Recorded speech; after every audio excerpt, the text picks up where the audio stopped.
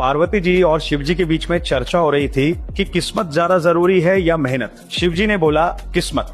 पार्वती जी ने बोला कैसे? शिव जी ने बोला अभी आपको इसका प्रमाण दे रहा हूँ। सामने से एक गरीब व्यक्ति चल के आ रहा था। शिव जी ने उसके सामने एक हीरा रखा। अब उसी व्यक्ति के सामने से एक नेत्रहीन व्यक्ति भी चल के आ रहा था जिसको दिखाई नहीं देता। अब उस व्यक्ति ने सोचा कि बिना आंखों के कैसा लगता होगा। इसने भी अपनी आंखें बंद करी और चलने लगा। अब आंखें बंद होने के कारण इसको वो हीरा नहीं दिखा।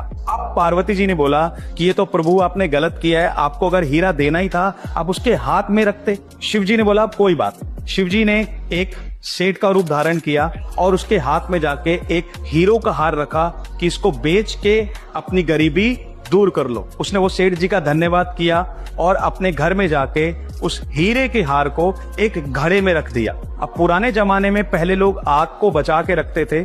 अब उसका पड़ोसी आग मांगने के लिए आया। इसकी पत्नी ने बोला मटके के पास आग पड़ी है, वहां से ले लो। जब वो मटके के पास गया उसने देखा वहां तो एक हीरो का हार पड़ा है और इसके पड़ोसी ने वो हीरो का हार चुरा लिया। तो इसके पास वो हीरो का हार भी चला गया। जब ये घर वापस आया इसने पड़ोसी से लड़ाई झगड़ा किया। पड़ोसी रसूखदार था। पड़ोसी ने डांट फटकार इसको भगा दिया। अब पार्वती जी ने बोला इसको एक मौका और दे दो। शिवजी जी ने इस बार उसके हाथ में एक बेशकीमती अंगूठी रखी कि भाई इस बार इसको मत खोना, इसको बेच के अपनी गरीबी दूर कर लो। उसने फिर दोबारा सेठ का धन्यवाद किया। अब वो तालाब में पानी पीने गया।